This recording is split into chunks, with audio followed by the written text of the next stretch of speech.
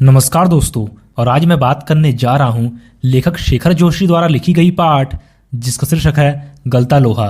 इस पाठ में समाज के जातिगत विभाजन पर कई कोणों से टिप्पणी की गई है। तो चलिए दोस्तों, शुरू से इस पाठ को समझने की कोशिश करते हैं। मोहन के पिता वंशीधर को वृद्धावस्था में कठिन श्रम और व्रत उपवास नहीं होते थे।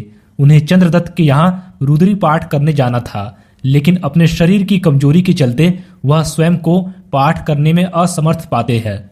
मोहन उनका मतलब समझ जाता है, लेकिन पिता के अनुष्ठान का व्यवसाय कर पाने में कुशल नहीं है। पिता का भार हल्का करने के लिए वह खेतों की ओर चला जाता है।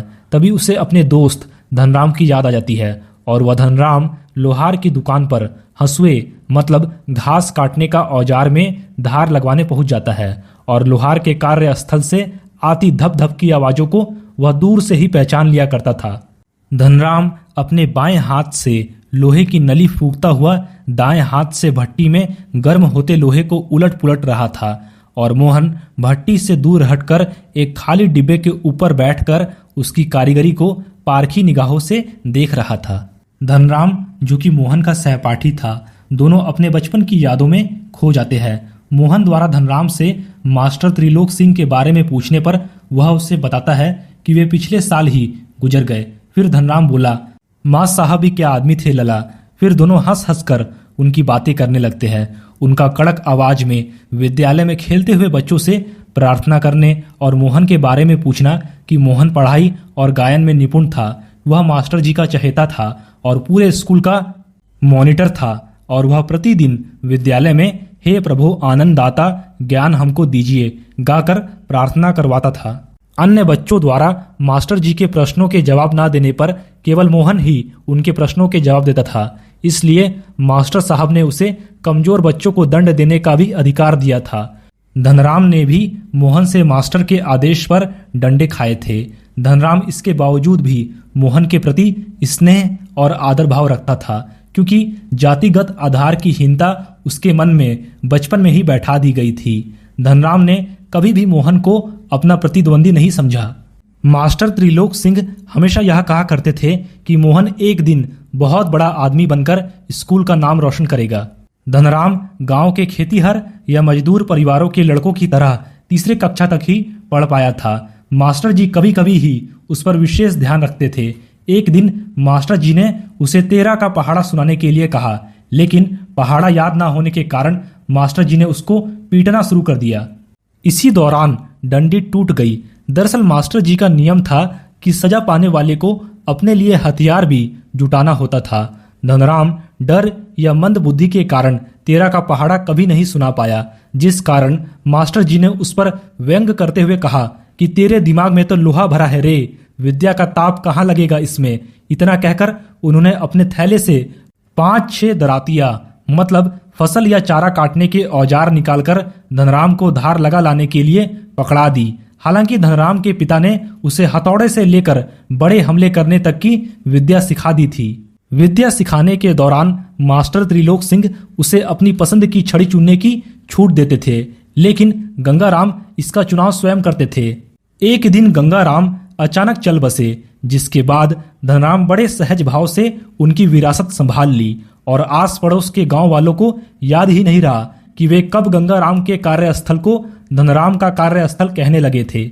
इसके बाद प्राइमरी स्कूल की सीमा पार करते ही मोहन छात्रवृत्ति प्राप्त कर लेता है, जिस कारण वंशीधर तिवारी उसे बड़ा आदमी बनने का सपना देखने लगते हैं। दरअसल पैतृक पुरोहिताई के धंधे ने वंशीधर को निराश कर दिया था, क्योंकि इस काम से वह अपने परिवार का पेट तक नहीं भर पाते थे। मोहन पढ़ लिख कर वंश का गरीबी मिटा दे, यही उनकी मनोकामना थी। मोहन की आगे की पढ़ाई के लिए जो स्कूल था वह गांव से करीब 4 मील दूर था, जिसे पार करने में 2 मील की चढ़ाई के अतिरिक्त बरसात के मौसम में नदी के जल स्तर की वृद्धि भी एक बड़ी समस्या थी। वंशीधर रोज शाम को थके हुए मोहन को प्रोत्साहित करने के लिए पुराणों में स्थित विद्या प्राप्त करने की ललक रखने वाले बालकों की कथा सुनाते थे। वर्षा ऋतु में नदी पार करने की कठिनाई को देखते हुए वंशीधर अपने एक यजमान के घर में मोहन के रहने का प्रबंध कर देते हैं। उस घर के अन्य बच्चों की तरह मोहन भी खा पीकर स्कूल जाता था और छुट्टियों में नदी की जल स्तर घटने पर गांव लौट आता था। एक दिन नदी में पानी कम था और मोहन कुछ घसियारों मतलब घास काटने और घास बेचने वाले व्यक्तियों के साथ नदी पार कर रहा था। तभी पहाड़ी के दूसरी ओर भारी वर्षा होने के कारण अचानक नदी का पानी बढ़ गया।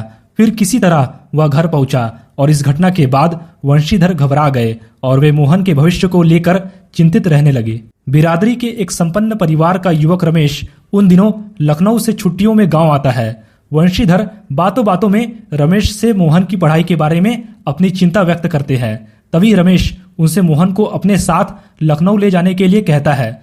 उस दौरान वंशीधर को ऐसा लग रहा था कि उन्हें रमेश के रूप में साक्षात भगवान मिल गए हैं। इसके बाद जब मोहन लखनऊ पहुंचा तो वहां उसकी जिंदगी का नया अध्याय शुरू होता है।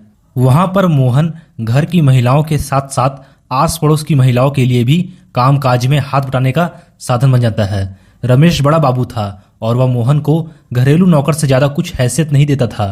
मोहन जो कि रमेश की मानसिकता को भली भांति समझता है और अंत में वह काफी आनाकानी के बाद एक साधारण से स्कूल में मोहन का दाखिला करवा देता है।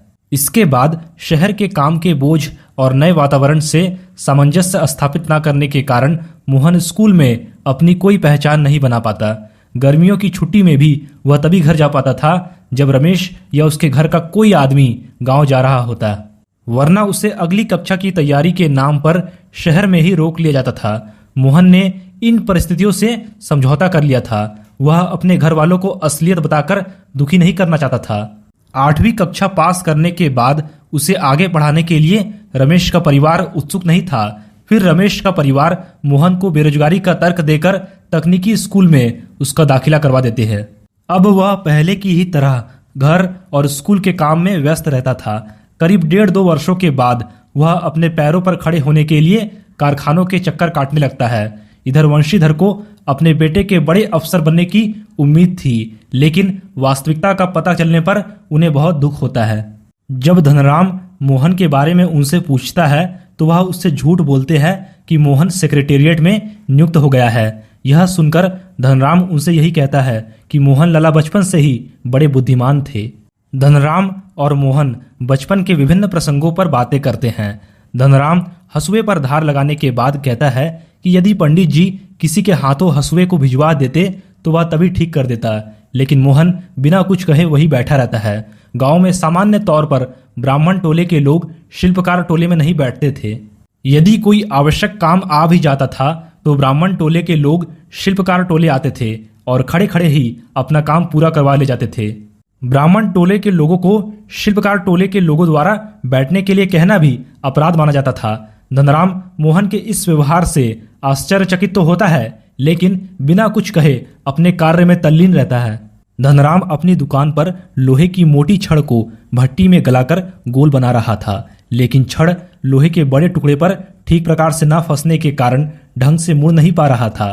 मोहन कुछ देर तो उसे देखता रहा और फिर वह स्वयं दूसरी ओर से लोहे को स्थिर करके धनराम के हाथों से हथौड़ा लेता है और नपी तुली चोटों से छड़ को पीटते पीटते गोले का रूप दे देता है। मोहन के काम और फुर्ती को देखकर धनराम स्तब्ध रह जाता है। वह पुरोहित खानदान के युवक द्वारा लोहार का काम करने पर आश्चर्यचकित था।